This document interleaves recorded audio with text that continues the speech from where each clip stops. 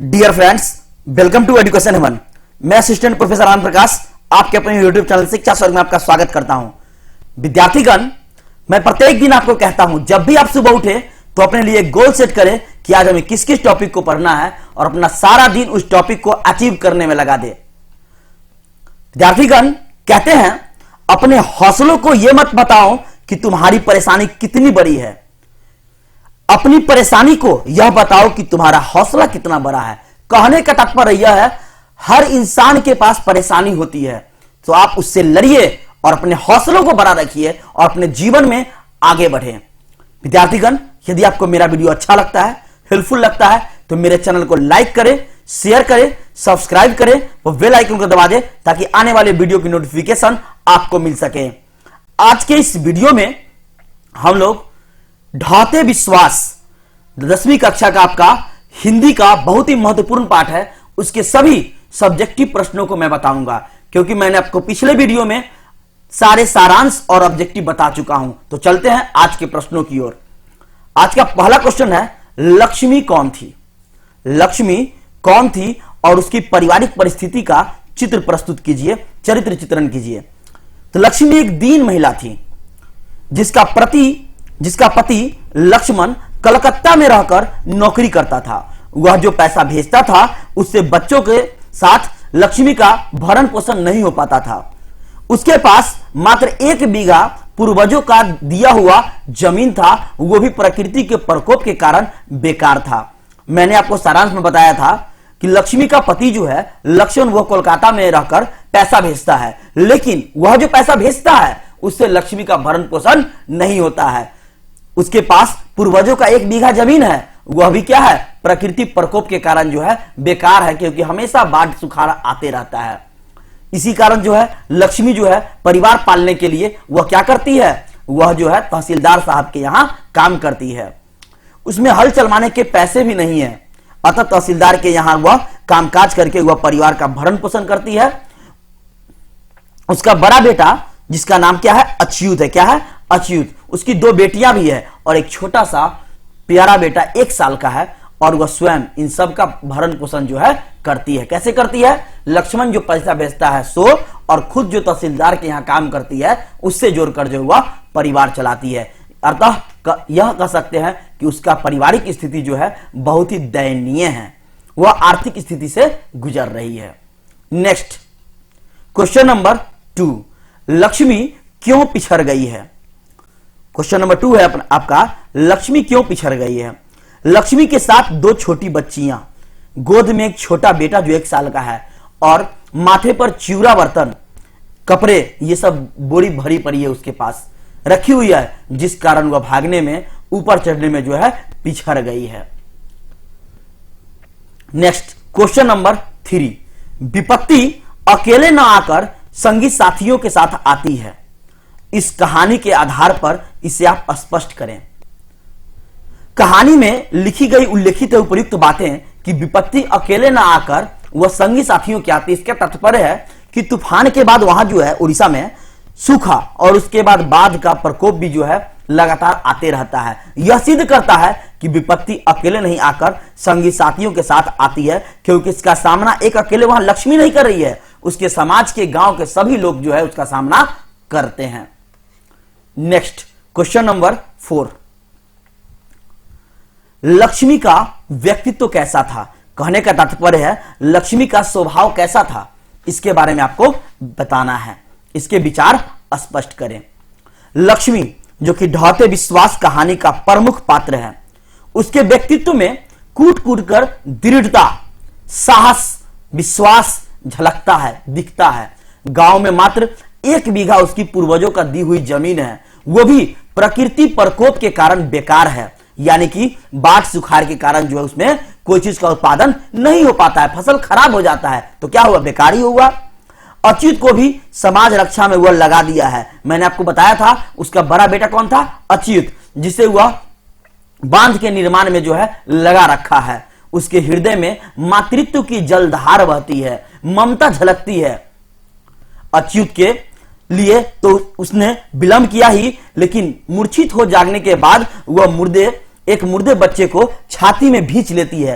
कहने का यह मतलब है जब बाढ़ आ जाता है तो वह पेड़ के जटाओं से लटक कर जो है बेहोश हो जाती है जब उस समय, और जब उसको मूर्छित होकर नींद खुलता है बेहोशी के बाद, तो उसका जो बच्चा अपने हाथ में नहीं होता है तो दूसरे का बच्चा ही वह जो है लेकर अपने छाती से लगा लेती है, खींच लेती है। इस प्रकार लक्ष्मी के व्यक्तित्व में नारी सुलभ मातृत्व के साथ साथ दृढ़ता और साहस का अच्छा मिश्रण जो है दिखता है। चलते हैं अगले प्रश्नों की ओर। क्वेश्चन नंबर 5, ढहते विश्वास कहानी का सारांश लिखें। और यह सारांश यदि आपको याद हो जाए तो आप इस पाठ के किसी भी प्रश्नों का उत्तर दे सकते हैं। चलिए फिर से मैं आपको सारांश कहता हूं।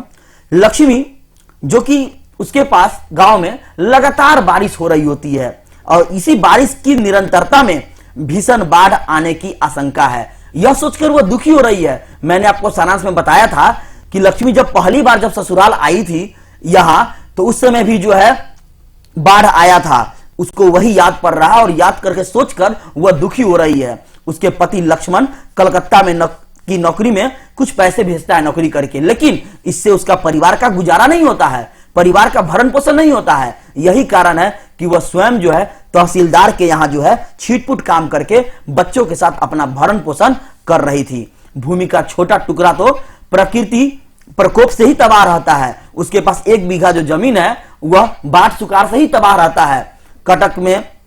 कटक से लौटा एक लड़का जिसका नाम क्या है, गुणनिधि, वह महानदी की इस बांध की सुरक्षा के लिए गांव के युवकों को स्वयंसेवी दल, यह भी आपका ऑब्जेक्टिव पूछा हुआ है, स्वयंसेवी दल बनाकर बांध की सुरक्षा में सब लगे हुए हैं। मैंने आपको यह भी बताया था कि लक्ष्मी का बड़ा लड़का जो है अच्युत, वह भी जो है बांध पर जो है जाकर जो है मदद कर रहा है। बड़ा लड़का अच्युत बांध पर भेजकर वह लक्ष्मी जो है अपने 2 लड़की और 1 साल का लड़का के साथ घर पर है। बड़ा बेटा को कहां भेज दिया, बांध पे हेल्प करने के लिए। लक्ष्मी भी पूर्व के आधार पर कुछ चिवड़ा बर्तन कपड़ा संग्रह कर लिया है। गाय बकरियों का पगहा जो है खोल दी। अच्युत तो बांध पर जूझ रहा था, बाढ़ आ गई और शोर मच गया, हाहाकार मच गया।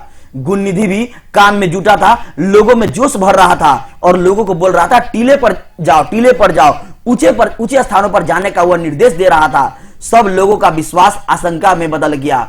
लोग कांपते पैरों से टीलों की ओर भागे। पास के स्कूल भर गए, देवी स्थान भी भर गया। लोग हताश थे, अब तो केवल मां चंडेश्वरी का ही भरोसा है। लक्ष्मी भी अच्युत का आशा छोड़कर जैसे तैसे बच्चों को लेकर भाग रही थी। लक्ष्मी भी जो है जो अपने बड़े बेटे को भेजी थी बांध पर, उसका आशा छोड़कर अपने 3 बच्चे यानी 2 बेटी और 1 साल के बेटा को लेकर जो है वह भाग रही थी, क्योंकि बाढ़ वृक्ष पर घर सबको जल्दी ही जो है लील रही थी, सबको जो है अपने आवेश में ले रही थी। शिव मंदिर के समीप पानी के बहाव इतना बढ़ गया कि लक्ष्मी बरगद की जटा में लटककर पेड़ पर चढ़ गई। वह बेहोश हो गई। कोई किसी की पुकार सुनने वाला नहीं था।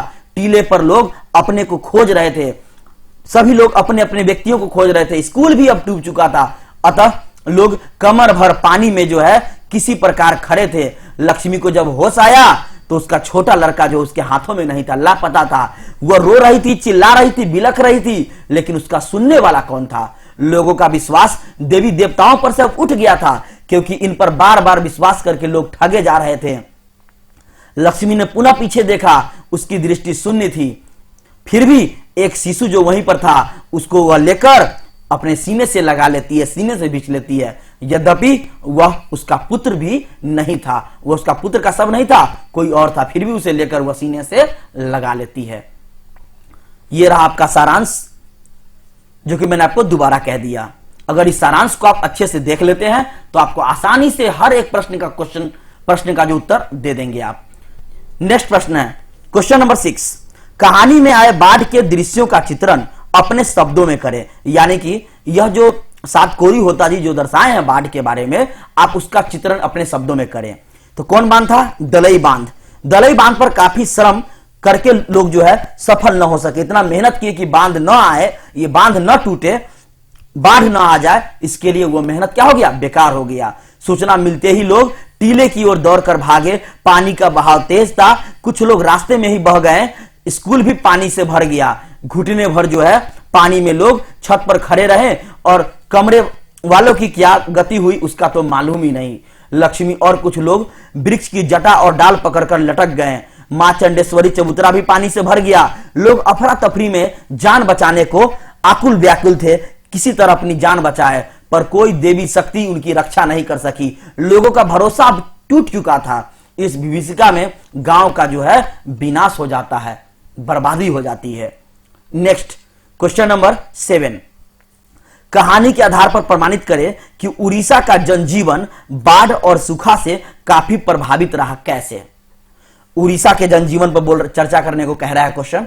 तो उड़ीसा के जनजीवन का सफल दृश्य सात कोरी होता, जो आपके इस पाठ के ढहते विश्वास पाठ के लेखक हैं, उन्होंने अपनी इस कहानी में उड़ीसा के बाढ़ और सूखा का प्रत्यक्ष चित्रित किया है, प्रतिबिंबित प्रस्तुत किया है। तूफान के बाद सूखा और उसके बाद बाढ़ वहां के जनजीवन को अस्त व्यस्त करके हर समय बेसहारा बना देता है। महानदी का हीराकुंड बांध और अयाती द्वारा निर्मित पत्थर का बांध भी उन्हें रक्षा नहीं कर पाते हैं।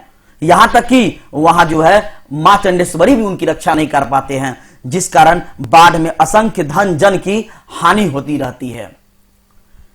नेक्स्ट क्वेश्चन है आपका, क्या ढहते विश्वास कहानी के शीर्षक सार्थक हैं? अपने दृष्टिकोण से विचार करें। आपका यह भी क्वेश्चन पूछ सकता है, ढहते विश्वास कहानी की सार्थकता बताइए, तो आपका आंसर यही होगा। सो चलते हैं आंसर की ओर। घटित घटना के आधार पर ही सातकोरी होता लेखक ने कहानी का शीर्षक ढहते विश्वास रखा। क्यों? क्योंकि लोगों का विश्वास अब टूट रहा था। इस भयंकर बाढ़ के समय लोग बड़ी आशा और उम्मीद से मां चंडेश्वरी की शरणागत हुए, उनका शरण लिए। जहां चैत की संक्रांति में देवी की पूजा होती थी, बलि दी जाती थी, पर आज भगवान शिव और मां चंडेश्वरी भी कोई सहायता नहीं कर सके। अब लोगों को किसी पर भरोसा नहीं रहा, उन्हें ठगा जा रहा था, उन्हें धोखा दिया जा रहा था। देवी देवताओं पर विश्वास भी अब उठने लगा है। अतः कहानी का शीर्षक सटीक और सत्य है। क्या है? ढहते विश्वास। बस इतना ही। विद्यार्थीगण इस सभी प्रश्नों को अच्छे से देख ले। इन्हीं में से कोई आपका एक प्रश्न जरूर आपके एग्जाम में देखने को मिलेंगे, क्योंकि प्रत्येक साल बोर्ड एग्जाम में आपका इस पाठ से 4 से 5 नंबर पूछे जाते हैं। सो मिलते हैं अगले वीडियो में। Thank you very much.